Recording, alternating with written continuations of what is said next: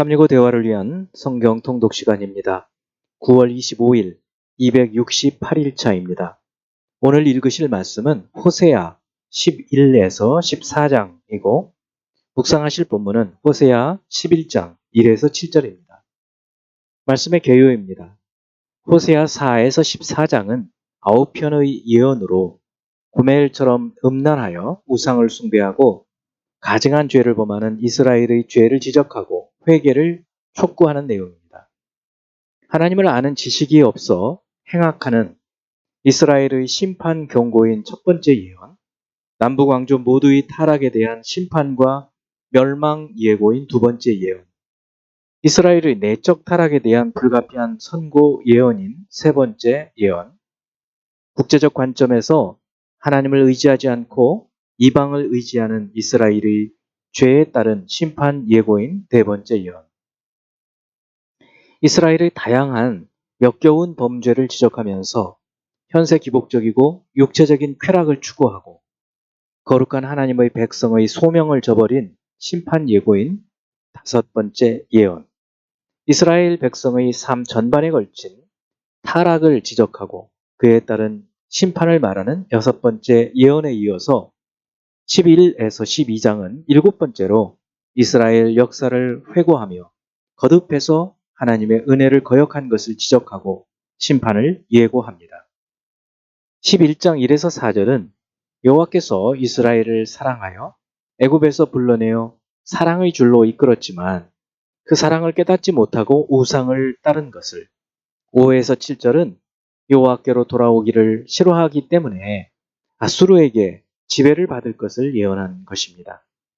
8에서 11절은 여호와께서 긍휼한 마음으로 에브라임을 붙잡아 그들이 여호와를 따르게 될 것을 예언한 것이고, 12절은 에브라임은 거짓되고 유다는 신실하지 않음을 지적하고 있습니다.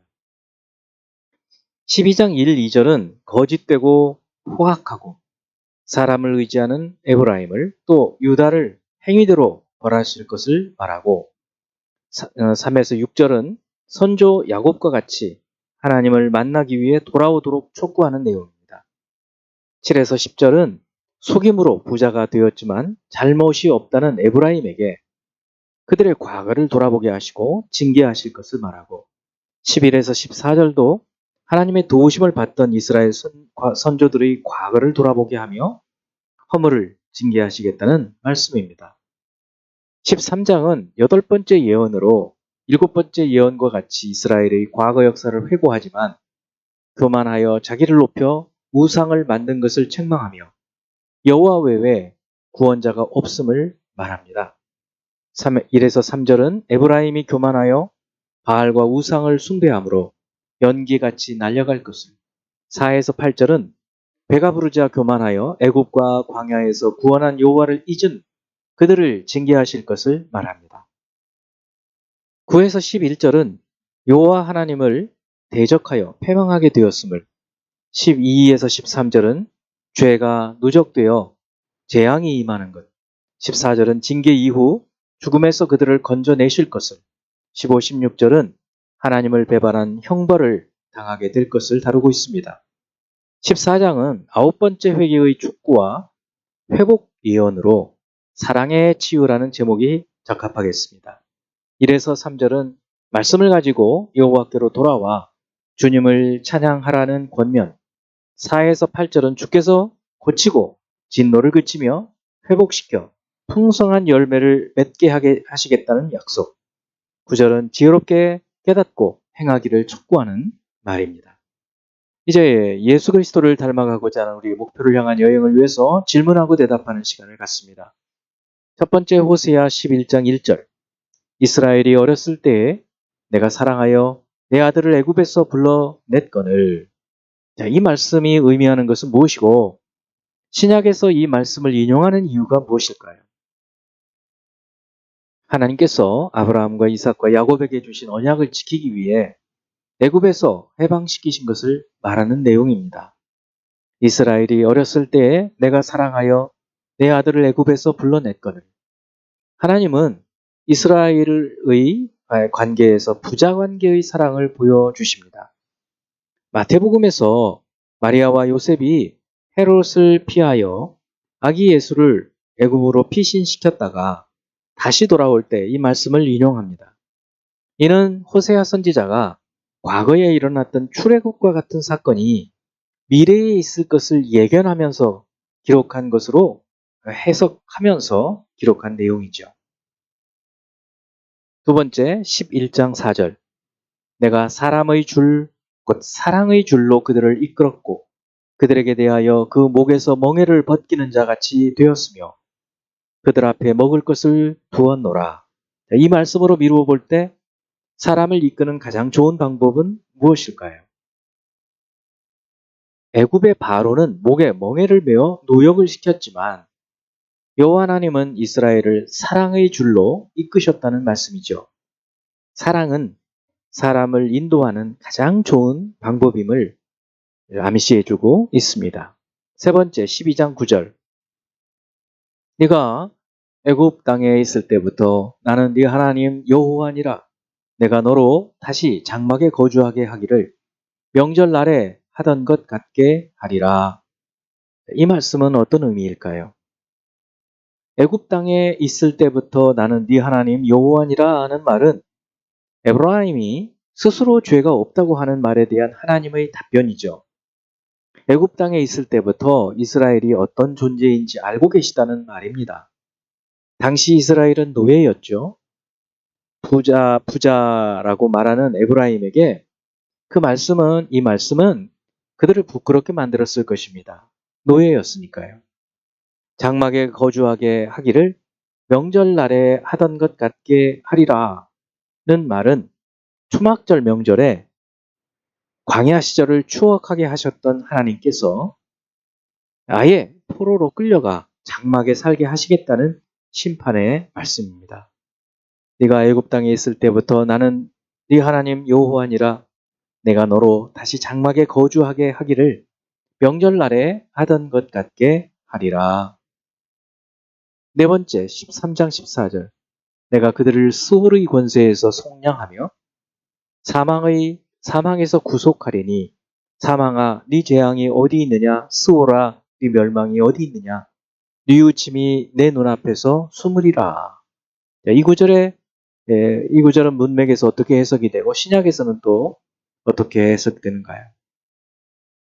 내가 그들을 수월의 권세에서 속량하며 사망에서 구속하리니 라는 말은 하나님께서 이스라엘을 죽음의 권세에서 건져내실 것을 약속하는 것이죠.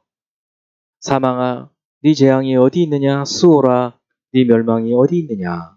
이 말은 수사의문으로 사망과 수월의 권세가 아무것도 아니다는 말입니다. 자, 이것을 고린도전서 15장 55절에서 인용해서 부활이 죽음의 힘을 깨뜨리고 생명을 주실 것을 말씀하시는 말씀으로 인용됩니다. 이는 호세아 시대에 성취되는 것이 아니라 예수 그리스도 안에서 모든 사람이 사망을 이기고 부활하게 될 때 성취되죠. 뉘우침이 내 눈앞에서 숨으리라는 말은 후회가 눈으로부터 숨겨질 것이다는 그런 의미입니다. 즉 하나님은 결정하시고 뉘우치시거나 뒤집지 않으신다. 그런 말씀입니다. 내가 그들을 수월의 권세에서 속량하며 사망에서 구속하리니 사망아 네 재앙이 어디 있느냐, 수월아 네 멸망이 어디 있느냐, 뉘우침이 내 눈앞에서 숨으리라. 14장 다섯 번째 14장 2절입니다. 너는 말씀을 가지고 여호와께로 돌아와서 아뢰기를 모든 불의를 제거하시고 선한 바를 받으소서. 우리가 수송아지를 대신하여 입술의 열매를 주께 드리리이다. 자, 불의한 자가 어떻게 여호와 하나님께로 돌아갈 수 있을까요? 또 돌이킨 자가 해야 할 것은 무엇일까요? 자, 불의한 자는 말씀을 가지고 하나님을 의지하면서 하나님께로 돌아갈 수 있습니다. 또 돌이킨 자는 죄의 용서로 불의의 제함을 받고 또 살아있는 제사를 드려야 할 줄로 믿습니다.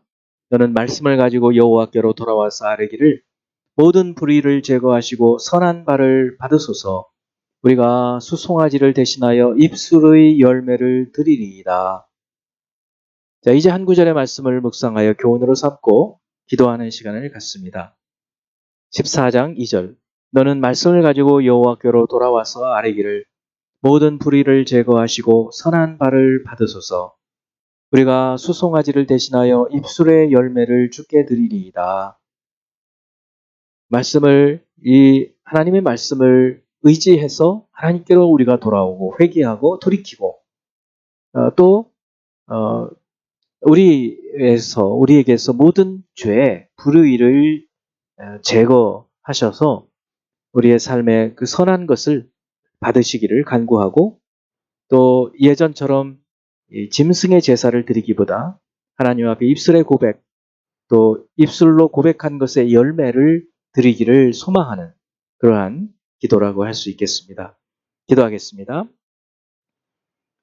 오늘 주님께서 우리와 함께 하셔서 우리의 생각과 또 마음과 우리의 행함을 주장하시는 주님, 하나님의 나라가 우리 심령 가운데 임하게 하셔서 그 하나님의 통치를 받고 살아가는 저희가 되게 하시고 생각과 입술과 모든 행함이 하나님을 높여드리며 영광을 돌려드릴 수 있는 저희들이 삶이 되게 하여 주옵소서. 말씀과 성령으로 우리를 거룩하게 하셔서 그 거룩함의 열매를 맺으며 살아가는 저희가 되게 하여 주옵소서. 예수 그리스도 이름으로 기도합니다. 아멘.